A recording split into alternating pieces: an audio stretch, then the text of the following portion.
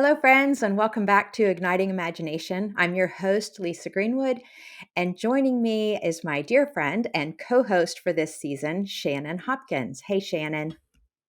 Hi, Lisa. It's great to be with you. Yeah. So, our theme for this season is facing reality, claiming leadership. And when we first conceptualized this theme, we thought it would be something about catalytic leaders and catalytic organizations. And in many ways, that is the common characteristics among our very different guests this season, whether they are serving as theologians, professors, politicians, pastors, executive directors, presidents, they're all facing reality and claiming leadership in their context, which inevitably means they are catalysts for change in their context. They are energizing people towards a vision for a new thing that God is doing, not by having all the answers, but by convening, connecting, and inviting the kinds of conversations that can lead toward the changes that are needed to best serve the needs of our world today. And our guest today, Dave Odom, has been talking for years about the role of the catalyst, the need for catalysts in the church today. And we are so excited for you to hear this conversation. So, one of the things I want to note is, Dave pretty quickly references you, Shannon, and talks about how he came to this understanding through knowing you and the ways that you lead and the ways that you operate in the world. And so, I want to just ask you, like, what do you have to say about catalytic organizations and leaders, and what have you learned over the years? Um, Thanks, Lisa. It's so it was humbling to have Dave keep referencing me because Sure. I because for me, first of all, I think I his understanding helped me recognize my own gift as a Oh, catalyst, yeah. right? And name it, because I think one thing is that often catalysts aren't building they're not just building their own thing, or they're not trying to promote, and so often their leadership can be missed, Mm. right? And I think the catalytic leaders are often, they're galvanizers. They're seeing something, he points to that, they're seeing Mhm. something different. They're seeing people at the edges of systems and helping to raise them up, so a forest grows instead of just like one Yeah, single tree. yeah. Like, I think that's the work of catalyst. It's so, in some ways, it creates this viral energy that helps new systems emerge. And I do think, we've pivoted a lot from the way we were thinking about this season, Mhm. but actually everyone is a catalytic leader, and there you see the trail of work. I don't Yeah. know if that's helpful, but yeah,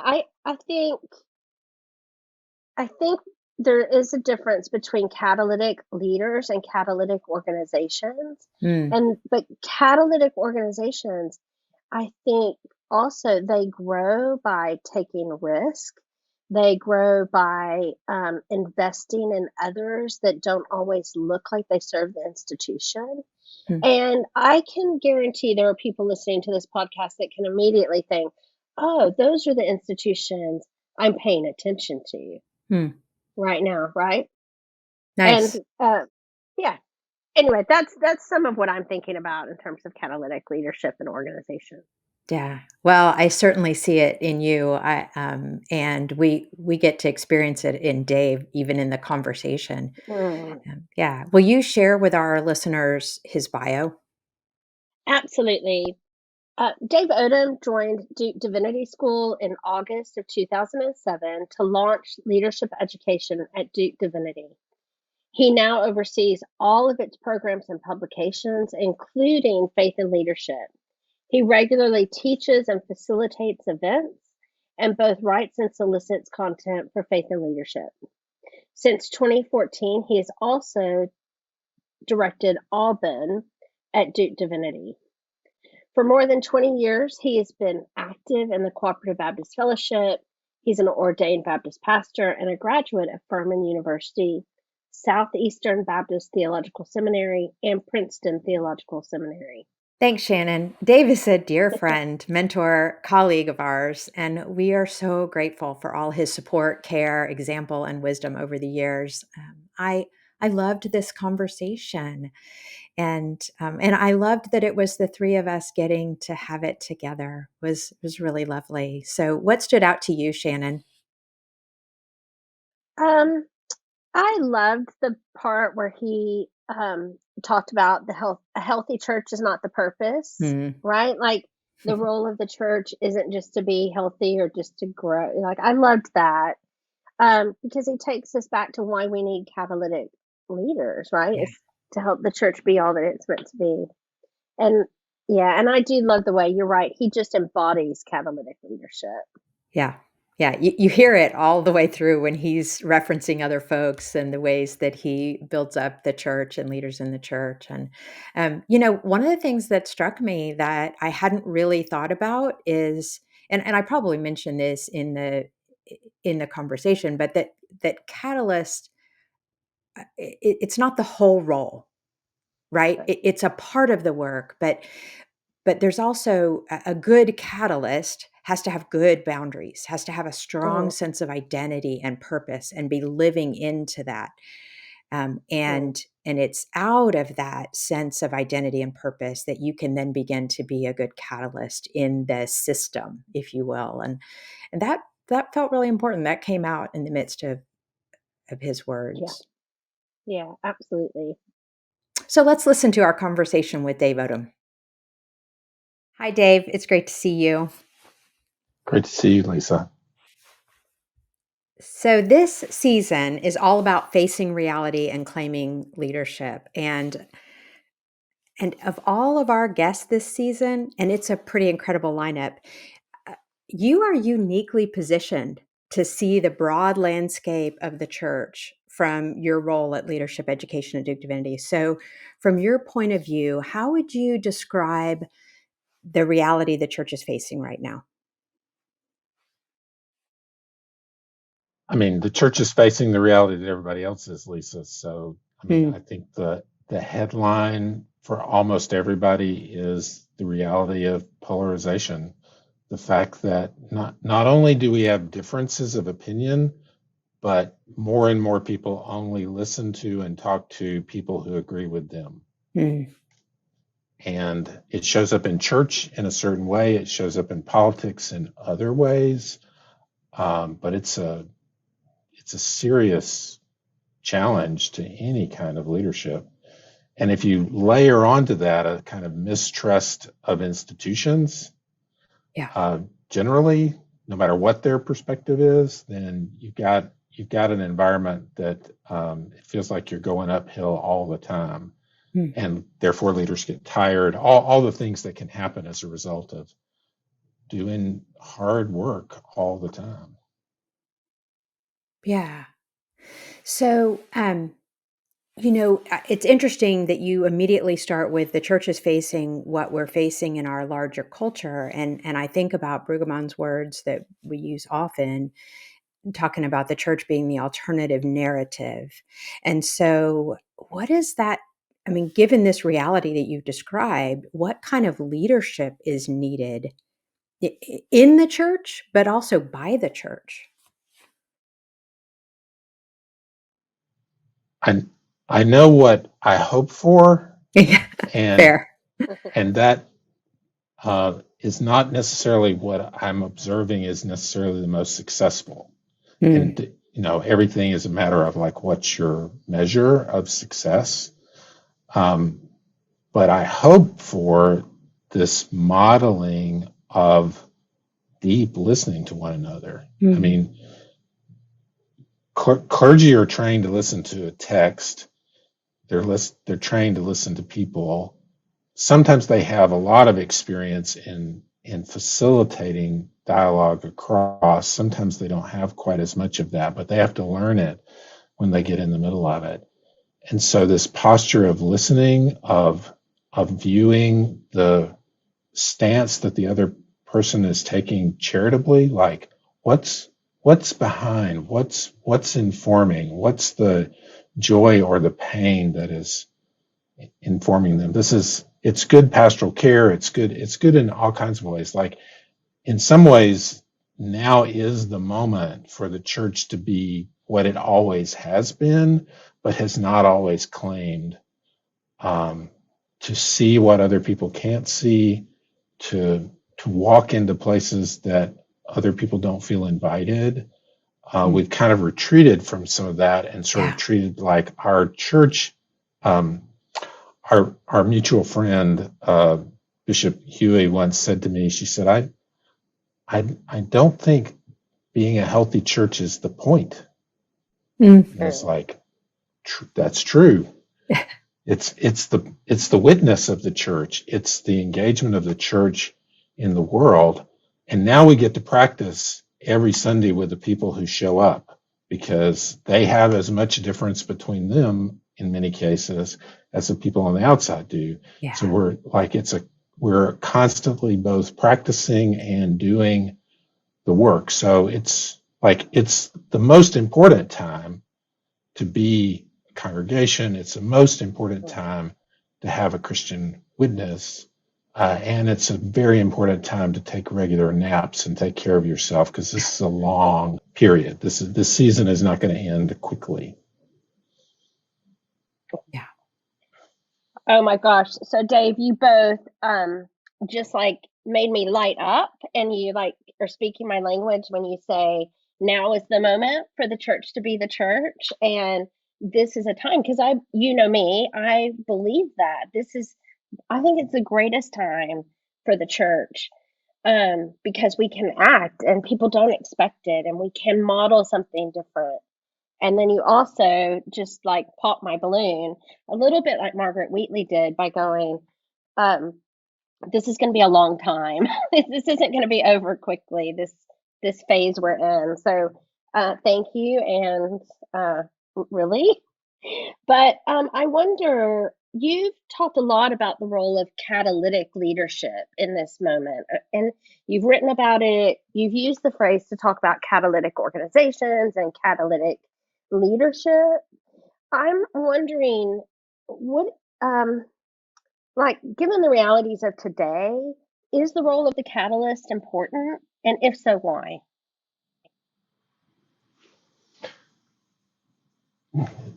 So it's very funny to have a conversation about catalytic leadership with Shannon, because I think I've learned more from Shannon about catalytic leadership than I have from any other place. And she keeps drawing me back to it. So now for you to be asking me questions as if you're not a part of my answer is humorous at the very least. Nice. I I mean, at some level, what I'm thinking about in terms of catalytic leadership is really very simple. It is discovering and supporting those who are initiating towards God's presence in the world, like who are like doing the work, doing the kind of actions that you see God in the world that God will create, is creating. And like if you talk to somebody like Shannon Hopkins, like you wonder, like, what is it all that hard? Well, it turns out having the eyes to see has to be cultivated, because we see we don't see God's actions very clearly. So catalytic work is like discovering, but also supporting, not just noticing it, creating the conditions where other people's work can happen. And that can be done by an institution, it can be done by individuals, it can be done by smaller organizations. And like, I think you asked, Shannon, in your question, like, is it important? I think it's more important, because we're participating in the creation or the renewal of the structures of the church for the next season. I don't know if it's 50 years. I don't know if it's 100 years. I don't know if it's 500 years. I'm not that kind of historian. But if you listen to people in congregations, they don't believe that the structures that exist to support them do. They don't feel supported. Hmm. And so in some cases, that means the structures that have that as their mission need to sort of be reconstituted, and some of them are doing that hard work. But in the meantime, other kinds of organizations and collections of people are emerging. And in some cases, it's churches supporting other churches. That's been true for generations. It's not new in this season, but it is, they just feel more powerful in it.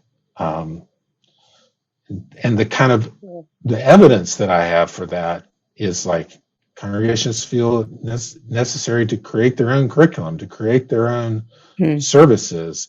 Some of that is really important because it needs to be contextual, but it also means that they're having to expend a lot of energy, and so they've either got to narrow their focus some, or they have to find new kind of relationships, trusting relationships. So, and I focus more of my attention on congregations than I do other things, because that's our mission to work on to support the structures that support congregations. It's not very glamorous work, but it's mine. It makes a difference all throughout the congregational ecosystem, if you will, or the religious landscape, and your fingerprints are all over the place in ways that folks wouldn't even know that it traces back to you and to conversations that you've had. So, just to say that aloud, but I there's so many things to pull on here, and I since I've heard you talk about catalytic leaders, catalytic organizations, and this notion of being a catalyst, it I've been really drawn by that image. In chemistry, the catalyst, if I have this right, doesn't actually give up its own composition, right? But it does ignite or catalyze a reaction in the other elements, right? And so everything I heard you say was all about the other. In other words, a catalytic leader is listening, supporting, empowering, networking, connecting, resource. It's all about the other. But in that leader, that individual, that organization is actually playing a vital role in the church's ability to witness and to have an impact. And so I think about that and I agree. I think it is absolutely a critical role to play. And in some ways, if all of us are thinking about how do we be catalytic, in other words, how do we help others thrive and lead and flourish, then and everybody is doing that, then what an incredible, frankly, Christian witness that is, and powerful witness of love and grace and mercy and justice and all those things that we're about. And so I say all that to say I'm all in with this notion and this image that you've used. And most of our leaders listeners are leaders of local churches, lay and clergy, and um, I wonder if there are like certain, um, I don't know, actions or things that folks ought to be thinking about or doing to lean into what it means to be a, a catalytic leader or organization. Long way to get to that question, but there you go. I mean, I think Shannon could give testimony that if catalyzing is your only framework, you will be very poor. Like it has to be combined. It is combined with other sort of elements, either by you or by other people. So I agree totally. Like the witness is definitely multiplied by the catalytic work. Hmm. But I also think it is important to know your own place in either initiating or in investing or otherwise sort of supporting and sort of figure out like in certain seasons of life and in certain seasons of an organization, you can be more of one of those or the other. But the first one that gets lost is catalyzing.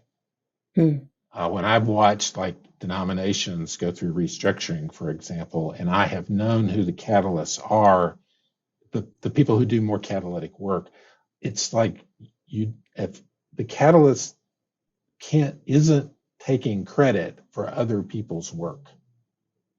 They're always featuring the other, which is beautiful. And if you're a grandparent, you've already lived enough of your life where you can spend more of your time giving the credit where the credit is happening. But if you're in another stage, it's one element. So that I wouldn't want to I wouldn't want to say that.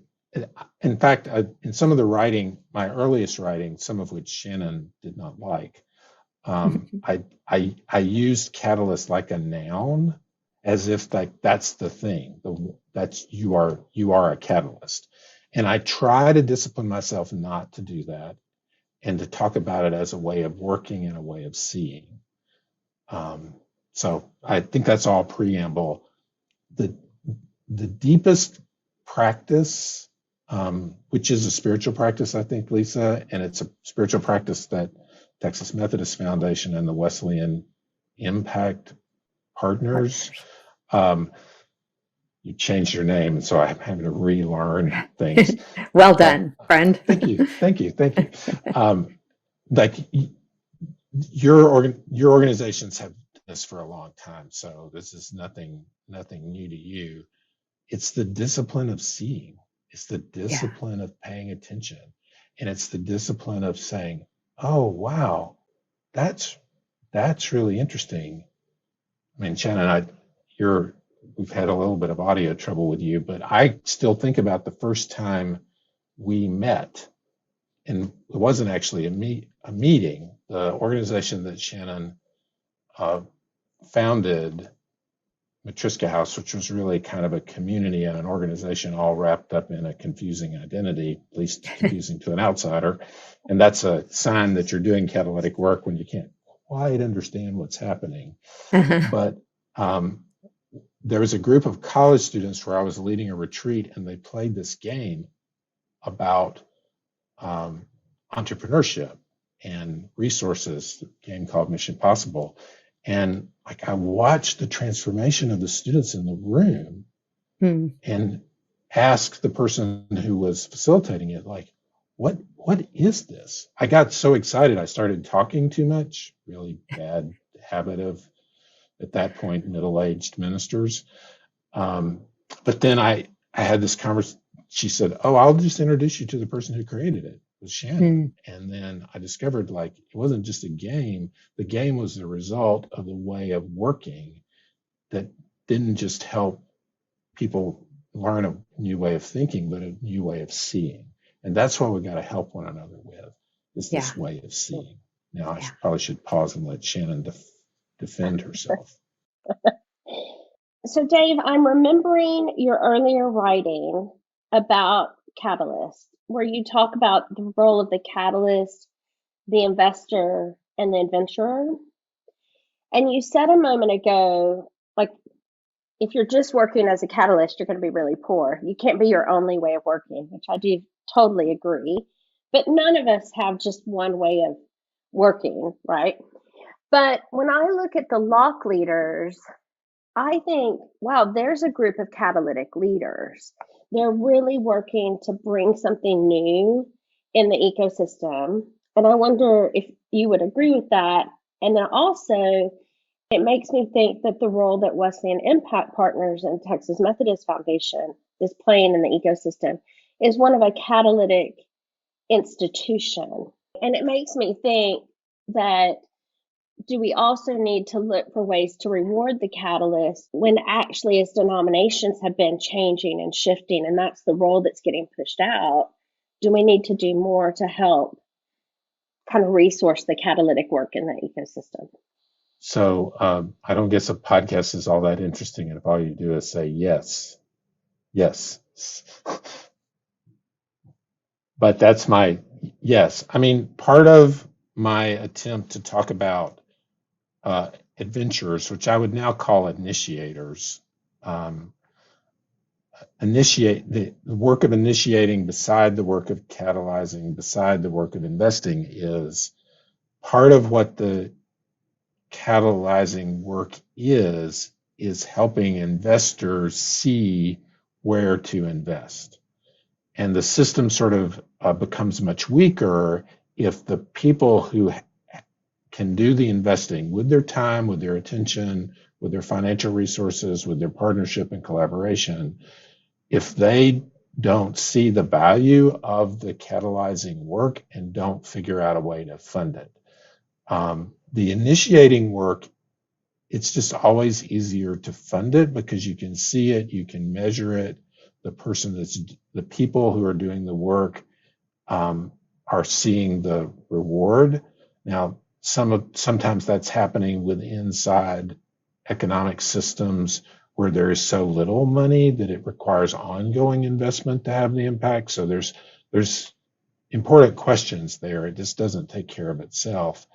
But the catalyzing work is in part interpretation between helping those who are doing investing work to see the initiating. Now, when an investment group like Wesleyan Impact Partners takes on the characteristics of catalytic work, then that's great because they've got some resources. They can help guide other people to it. The philanthropy can drive attention in a way that's very positive, and when done, sensitively, then that's terrific. So, yeah, I mean, I wish, I mean, denominations are not the first group of organizations that have suffered from this sin. We all suffer from it. But when any organization becomes worried about its own survival, this is back to Bishop Huey's comment about healthy churches are not the point. Just being healthy is not the point. And to do what? Towards what end? Towards what purpose? And so that's, if that gets lost in any point because of the stress that's around us or the fears or worries or the changes in systems, that's a pastoral moment, but we have to eventually realize that the work is beyond us. When I was running an institution called the Center for Congregational Health, so thus I remember clearly Bishop Huey's words to me. At some point I realized I need some sort of vision that's beyond health. And I started thinking about, what it would be like for congregations to understand themselves as incubators of vocation, that they really create the conditions where the people who are part of the congregation find their call from God. And some of that call is going to be working together as the church, but some of that call is going to be out in the world, and this is a place where that gets incubated. It gets incubated in young people. It gets incubated in tired middle-aged people. It gets incubated in people who are approaching something that's called retirement, which is really all about having control of your own time and deciding where you want to make an investment. So this is sort of the way I think about how all these things work together. And I think about my own vocation in this sort of encouraging, supporting way. So I realize it's partially my own stance in the world that causes me to to see this as the work. Right. Well, and that's true for all of us, right? We see it through the lens of where we are and those kinds of things. A couple of things I want to pull on. One is we often say, gosh, everything comes back to formation. And what you just said about incubating, I mean, think about what happens in an incubator. It's about forming life, right? And creating the conditions where life can flourish and be formed. And isn't that the work of the church? And so interesting that here we are in this conversation and it comes back to formation. And then, I'm going to leave this conversation with a new, as much as I've loved the image of Catalyst and still do, I'm walking away with a little different, a more honed notion of what you mean by it and how important that piece of a catalyst in a chemical reaction doesn't lose itself, and how important it is for a leader, but also an organization, to have a strong sense of identity, of God-given call and purpose, so that we don't completely give ourselves away and diminish. And so that feels really important. Um, and I want to hold on to that as I think about the role of catalyst. That's not the whole of the role, but it's a piece, and paying attention to that. Okay, having said all that, I want to pivot a little bit, but I don't think it's a lot. And I would love to hear, you have an amazing team at Leadership Education. And I would love to know, what are some of the conversations you all are having and some of the questions that you all are asking each other, and perhaps insights. And maybe you just say, yeah, we've covered that. But I wonder what kinds of things are surfacing for you all as you think about the reality of the religious landscape and the work of the church in it. I mean, so the reason that you sort of called this conversation around the catalytic work, like that is at the heart of what we're thinking about, because we're thinking about like what are the conditions that we need to be creating. I think the the biggest shift that we've made in our thinking, and we have 25% of our staff joined us in the last year. So we're going back to the basics in terms of our staff conversations, and we're experiencing again, like, so how are you thinking? Like, where did this come from? And does it, yeah, yeah, because so I have experienced half of my ministry in the 20th century, and I've experienced the other half in the 21st century. Leadership education was born right at what some people think was the turn of the century, which was really the financial crisis of 2008, when the inequities that had built up at the end of the 20th century got more fully exposed. And of course, the shutdowns related to the pandemic more fully exposed it even again. So we're all sort of still living in the kind of in between, but I definitely live there.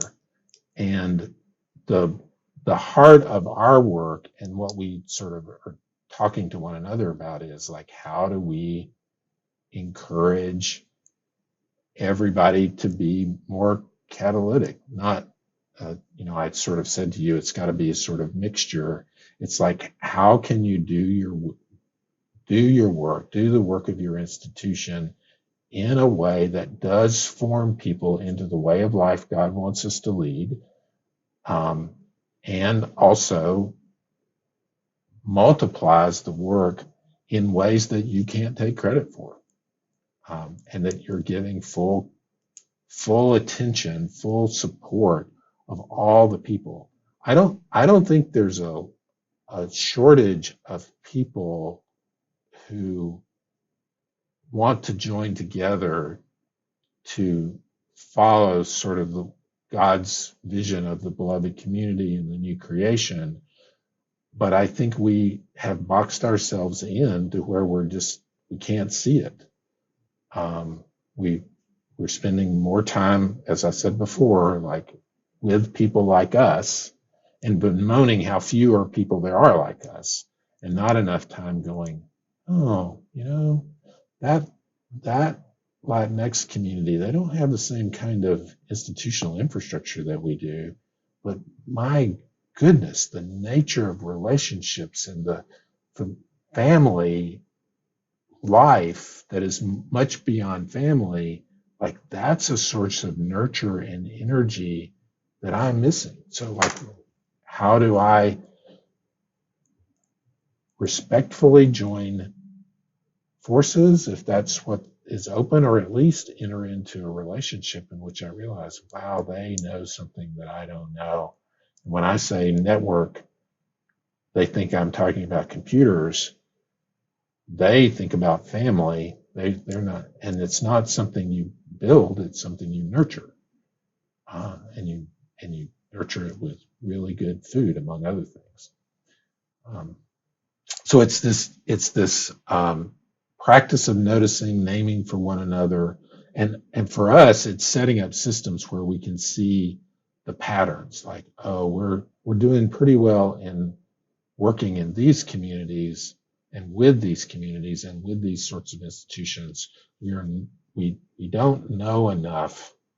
We don't know enough people. We're not trustworthy enough, because that's the thing we haven't talked about is you might want to be catalytic, but unless you've earned trust, um, Shannon has introduced me to a few people over the years, names I will not use, but everyone on this screen knows them, in which it's taken me more than a year before the person realized, oh, you're not going to take advantage of me. You're not going to take credit for my work. I'm going to be able to maintain my own voice and work with you. I work for a big white institution, an educational institution, and there's an automatic suspicion that I'm going to take it over, um, whatever the it is. So this work of building trust and being trustworthy. I can see how that would be critical. You can't actually be catalytic because if there isn't trust there, or you don't earn your way to being trusted, because the whole notion of being catalytic is those who are being nurtured, encouraged, supported, are kind of in a receiving, at least a mutual sort of place. And so that trust has to be built. That makes a lot of sense. The other thing I'm wondering though is in addition to trust, like what else is necessary? Because I'm thinking, if I think about some of these other conversations, like when Pauline Boss was talking about, the amount of loss that we're living with, and like when we're swimming with like grief and fatigue, when people are questioning our leadership or don't understand why we're working in a certain way, and when the world it is changing, even like value systems are changing. What else is needed in addition to trust? And I I mean, I think about the pastors and go, how do they do this work in the conditions they're living in today? Yeah, I don't think I have a complete list, Shannon. So I think you may know more. You, you know you may know more than me. But I think it's important to realize, like, I see a deficit and I've been moving towards the deficit. I haven't been trying to sort of study the whole. Um, and so therefore I don't quite have as much language around it. I do believe that in this season, pacing and patience are important. Um, one of the advantages of the tenure that I've had in the places that I've been is that I've been two places for 15 years. And I now realize that the things that I worried about in the first couple of years are not quite as important as I thought they were. Like it just allows me to have a slightly longer view. I can remember Roger Martin, who was one time the dean of Rotman Business School and is now related to IDEO University. He came to visit us because he was in a relationship with our founder, Greg Jones. And he asked me a question. He said, "So what have you accomplished?" This was the first like 3 years of the organization's life. "And what have you accomplished?" And of course, I had my grant report in mind and I was able to rattle off a few things. And finally, he just held his hand up and he said, I wasn't really expecting you to say that you'd accomplished very much. He said, because if you're really trying to do something that is strategic and world changing, it's going to take 15 years to make a very substantial difference. And he was the second leader to have told me that 15 years within the month. A general who was a favorite of the Catholic Church Leadership Roundtable told me the same thing. He said, and the thing that the general pointed out, well, actually that came out in my conversation with the general, is he had never had an assignment that lasted longer than 3 years. And I said, well, how do you think about the kind of difference you want to make in 15 years? And he looked at me and he said, "Oh, you don't think the 15 years starts when you arrive, do you?" And I thought, oh my God, that is exactly what I think. He said, no, first you have to figure out where in the 15 years you are leading. At what stage are you leading? So I think we're still fairly early in the 15 years for most of us in most places. Like there's so many things, as Shannon said, that have shifted that we're having trouble knowing what to measure, how to know what success looks like. We're having, and so is everyone else. And so some people rush to put the old standards on us, and because they're looking for something. So this sort of, we're living in a kind of constant state of elevated anxiety, which means we have to take more naps, we have to be patient, and we have to encourage the patience when we see it in others so that it can be multiplied within the system and outside the system. Yeah. Named, and celebrate any sort of small change, whether it's organizational or human. And that's part of the fun of catalytic work is you're not creating it, you're noticing it and affirming it, and it creates hope to realize. It creates hope in me when I see, oh wow, this really great thing is happening. Now the thing I've noticed, even with a few of your Rock Fellows, is they don't necessarily have the language to describe their own progress. Because I will visit with them sometimes and say, well, this is what I see is happening. And they're like, wow, that's great. And like they're so busy trying to initiate the next thing that they're not noticing progress or at least signs of hope that are present. Um,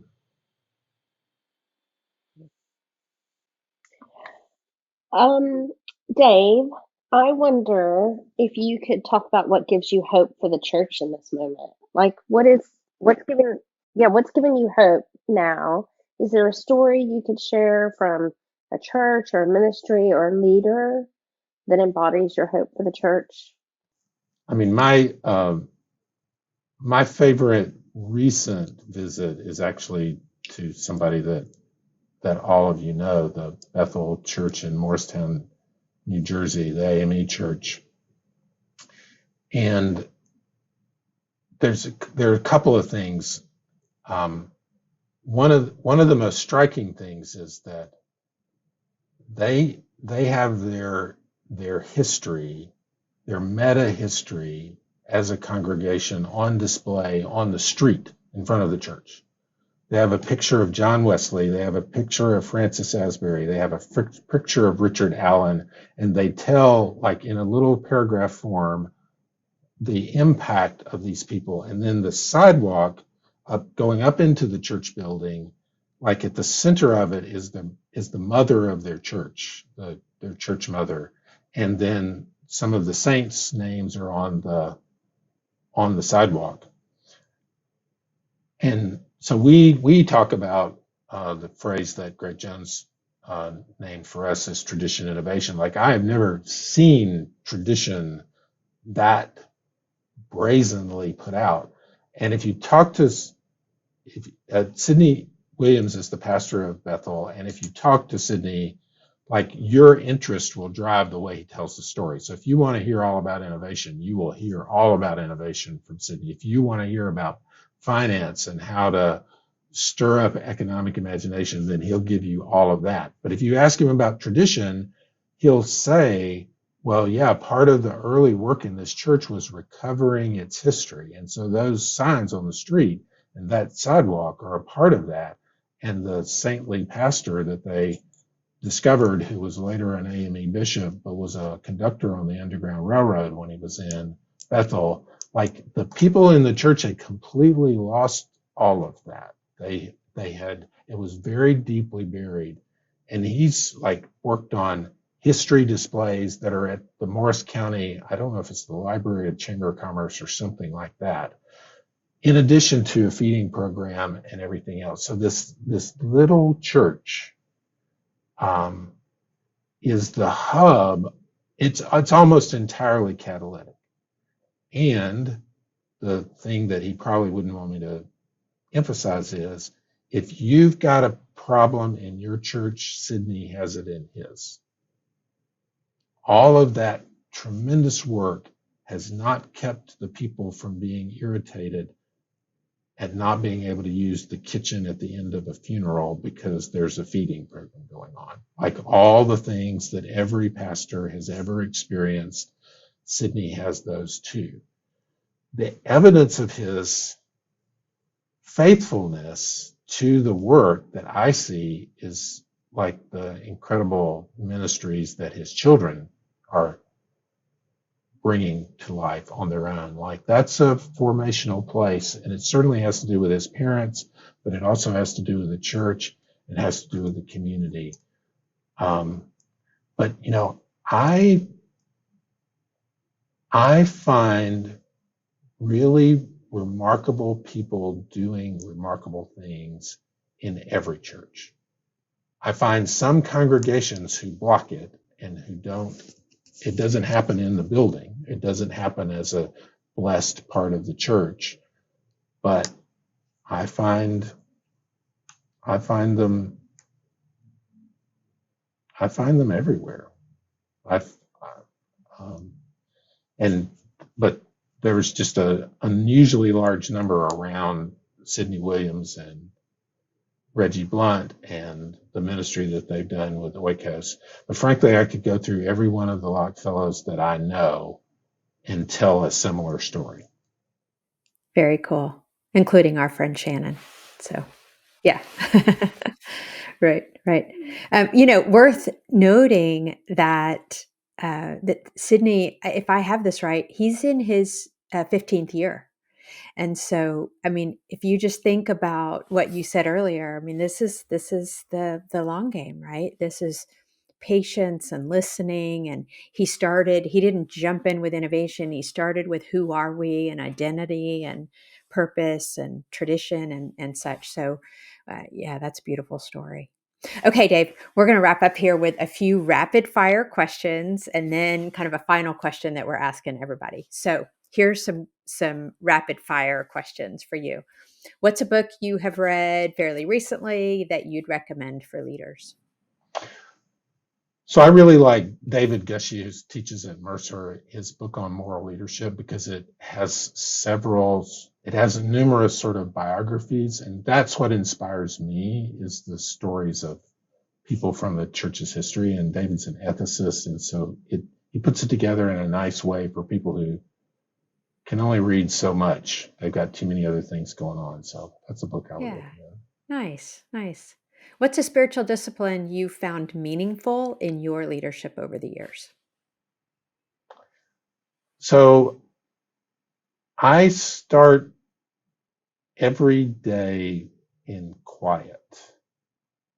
And there's a series of activities that I do that are, but that sort of starting the day with quiet, a couple of hours of quiet, has been important to me. Otherwise, I find myself rushing, and not doing the sort of deep, higher level thinking, trying to check things off my list. So, Yeah. Nice. Nice. What's a nugget of wisdom you would offer a leader facing exhaustion or burnout? yeah, so this is not a question that I'm not going to let my wife listen to this podcast. Um, so,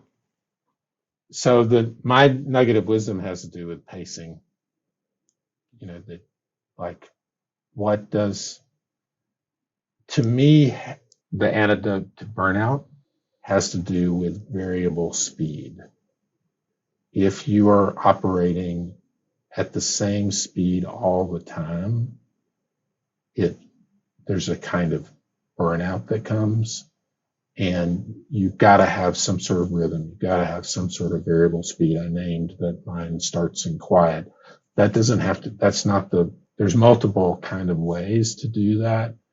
But once you're at a stage of burnout, then you've got to reset. You got to go through some sort of experience of resetting.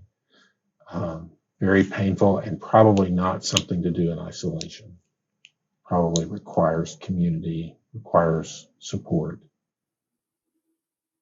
Nice. Nice.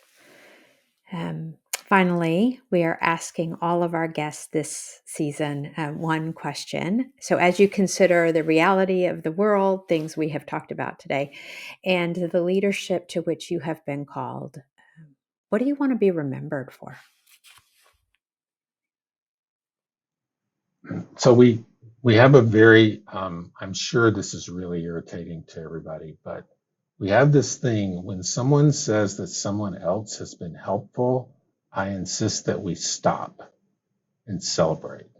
Oh, that was helpful. That's good. I do hope that part of my legacy is that I have helped people find, name, and claim their vocation, and that I've done that. And to me, that's what help signals. When you've helped someone at a deeper level, you've helped them reconnect with their sense of God and God's vision for the world, which is a deep definition of vocation. Mm, beautiful. I just want to say, Dave Odom, you have done that for me. And when I met you, I was so close to giving up, and you really helped me. You saw my work. You helped me reclaim my calling, my leadership, and I'm forever changed. So I'm forever grateful for your work in the world in big ways, but also in the very personal ways. Yeah. You are a helpful and generous soul. Dave, we are grateful. Thanks for being with us today. You're welcome.